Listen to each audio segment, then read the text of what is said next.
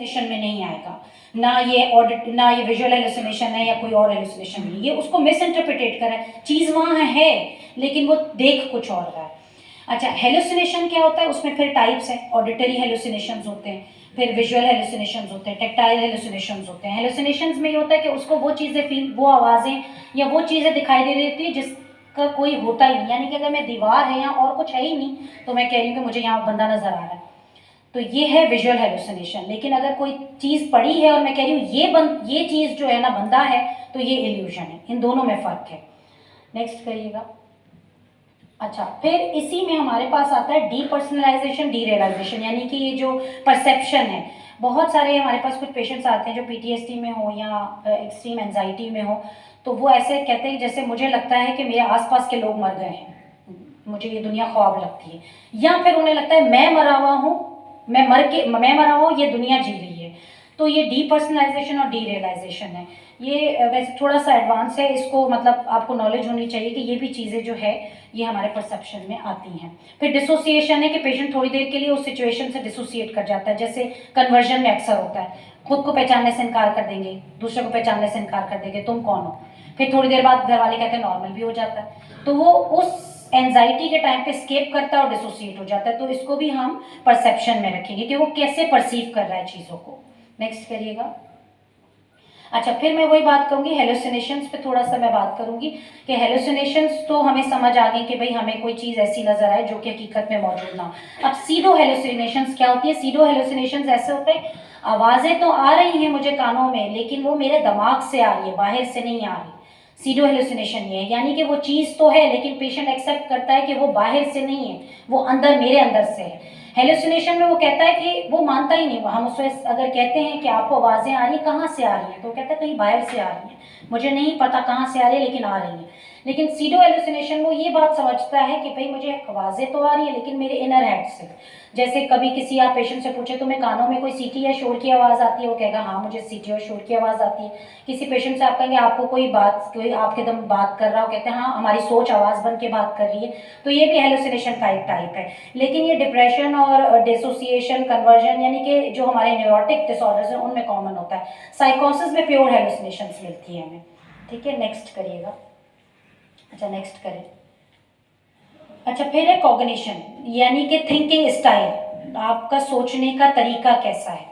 अच्छा, ये भी एक असेंशियल पार्ट है, इसका बहुत ज़रूरी है। जैसे हमने कहा ना 60 से 70% हमारा mental state examination psychiatric examination का एक पार्ट है, इसी तरह कॉग्निशन जो है ना मेंटल स्टेट एग्जामिनेशन का एक हैवी पार्ट है। यानी कि हमारी 60 to 70% फिर हम इस पे रिलाई करते हैं, बाकी चीज़ें तो हम देखते ही हैं लेकिन इस पे हम ज़्यादा रिलाई करते हैं। नेक्स्ट करिएगा।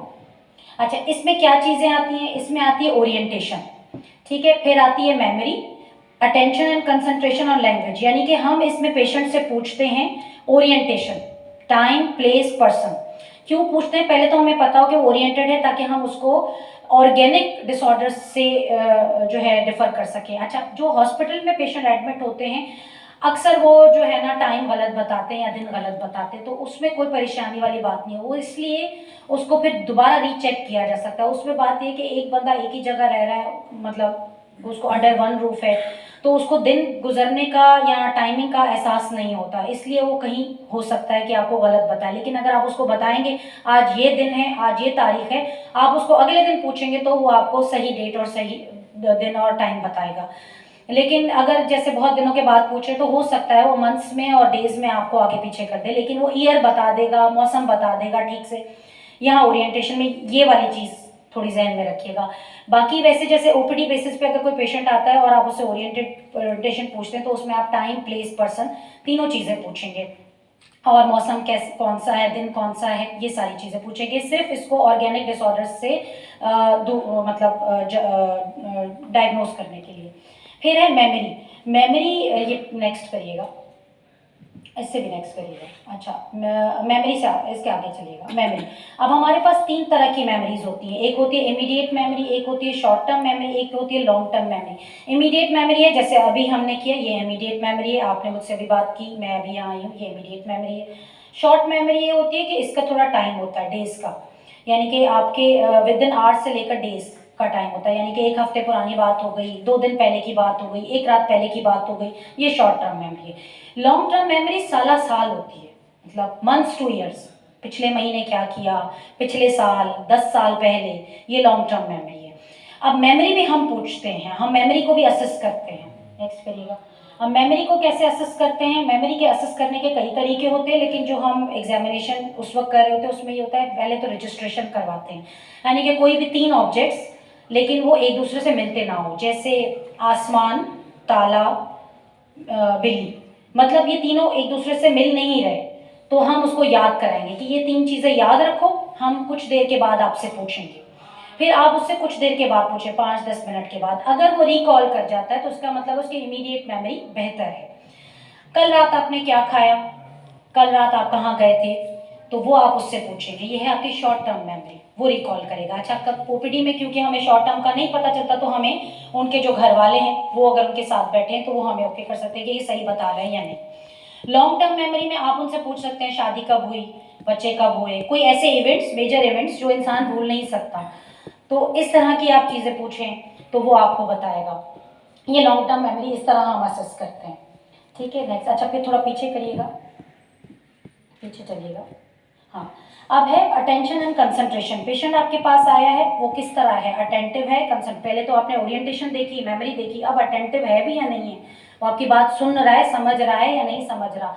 तो उसके भी कई तरीके होते हैं चेक करने के, यानी कि उसको हम कोई टास्क दे देते हैं। टास्क का मतलब ये है कि हम उसको कहते हैं कि पूरे हफ्ते के नाम बताओ, मंडे टू संडे तक, फिर हम उसको कहते हैं संडे से फिर जो है उसको उल्टा बताओ, जैसे संडे, उससे पहले सैटरडे, फिर फ्राइडे, फिर थर्सडे, मतलब उल्टा बताना है।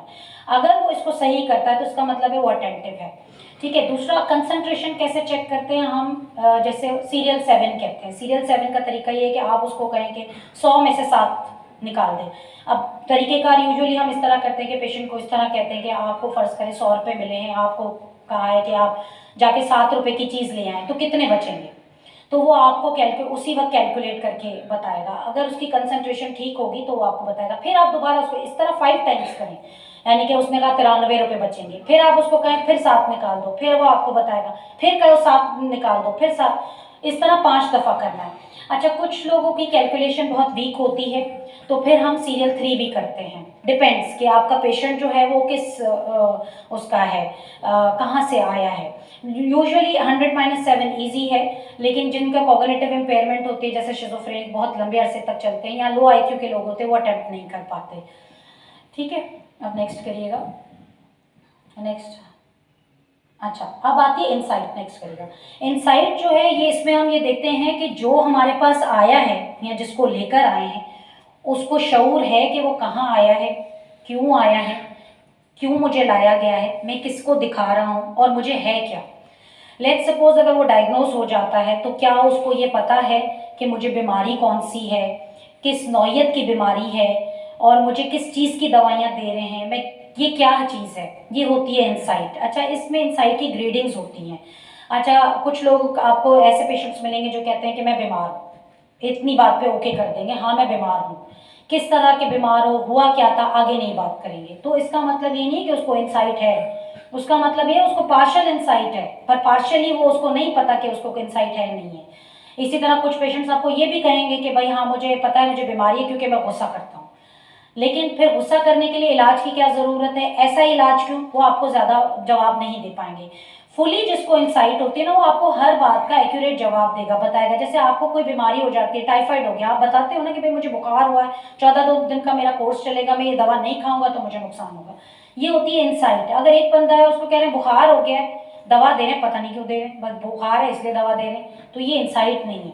तो इंसाइट की ग्रेडिंग्स होती हैं। फुली इंसाइट में हर पेशेंट आपको पूरी बात बताएगा, लेकिन जो हमारे जैसे साइकोटिक पेशेंट्स होते हैं यूजुअली वो आपको, या मैनिया में जो होते हैं उनको पार्शियल इंसाइट होती है। उनको ये तो अंदाज़ा होता है बीमारी है, लेकिन ये डिग्री एक्सटेंट नहीं पता होता कि किस एक्सटेंट की है, कहाँ तक ठीक होगी, कब तक ठीक होगी, इसको क्यों हम मुझे इस तरह ट्रीट किया जा रहा है, मुझे यहाँ क्यों रखा जा रहा है, ये सारी चीज़ों का उसको नहीं होता।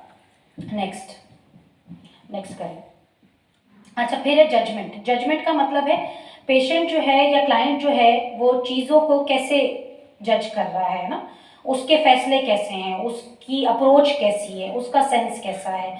अच्छा, हम इस तरह करते हैं जजमेंट को, क्योंकि हमारे पास शॉर्ट टाइम होता है, हमें 1 घंटे में ही देखना होता है पेशेंट, तो उसका जजमेंट जो होती है उसमें हम फिर कुछ सिनेरियोज क्रिएट करते हैं। सिनेरियोज इन अ सेंस कि हम कहते हैं लेट्स सपोज कि ये एक कमरा है और यहाँ आग लग गई है, अब आप क्या करोगे, आप और मैं यहाँ पे हैं। तो आपको हर पेशेंट डिफरेंट आंसर्स देगा। अगर वो उसका जजमेंट अच्छा होगा, वो आपको बताएगा कि भाई मैं किसी को हेल्प के लिए कॉल करूँगा, या मैं पानी का कहीं से बंदोबस्त करूँगा, या मैं कोई ब्लैंकेट ले लूँगा, इस तरह से। लेकिन कुछ पेशेंट्स जिनके एम्पेयर होगा जजमेंट, वो अपनी सिचुएशन आपको उस हिसाब से बताएंगे। या आप दूसरा सिनेरियो दे सकते हैं कि भाई आपको कोई NIC गिरा हुआ मिला है, आप उठा के आप क्या करेंगे इसका। तो आप, कुछ लोग आपको बताएंगे लेटर बॉक्स में डाल दूंगा, कुछ लोग कहेंगे उसका एड्रेस है उस पर टीसीएस कर दूंगा, कुछ लोग कहेंगे मैं रख लूँगा, कुछ लोग कहेंगे किसी कहीं इदारे में जाके जमा करा लूँगा। तो हर पेशेंट की जजमेंट अलग है, हमें जजमेंट से भी अंदाज़ा होता है कि इसकी अप्रोच कहाँ है, कितनी है। ठीक है, नेक्स्ट। अच्छा, रेपो। पूरे हमें ये देखना होता है पूरे इंटरव्यू में कि पेशेंट ने आपके साथ रेपो कैसे रही। रेपो का मतलब है कि उसके कॉपरेशन कैसे रही। बहुत सारे पेशेंट अनकॉपरेटिव होते हैं, आई कांटेक्ट नहीं करते, सवालों का जवाब नहीं देते। हाँ, बाकी तो कर रहे होते हैं एग्जामिनेशन, लेकिन रेपो उनका अच्छा नहीं होता, तो इसका मतलब वो इरिटेबल है, अनकॉपरेटिव है। काफ़ी सारी साइकेट्रिक डिसऑर्डर्स को वो भी हाईलाइट कर रहा होता है। बहुत सारे लोग आई कॉन्टैक्ट भी मेंटेन कर रहे होते हैं और ओवर फेमिलियर होते हैं इंटरव्यू के दौरान, और बहुत अच्छा रेपो जल्दी बिल्डअप कर लेते हैं। तो इससे भी हमें अंदाज़ा हो जाता है कि रिफ्लेक्शन एक मिलती है कि ये डिसऑर्डर को हमारे स्ट्रेंथ कर रहा है या नहीं, ये साइकेट्रिक डायग्नोसिस हम बना रहे हैं। Next. Thank you so much, आप लोगों ने सुनी, थैंक यू सो मच।